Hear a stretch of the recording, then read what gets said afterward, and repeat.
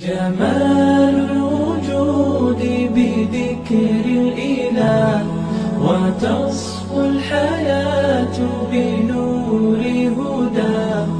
جمال الوجود بذكر الإله، وتصفو الحياة بنور هداه.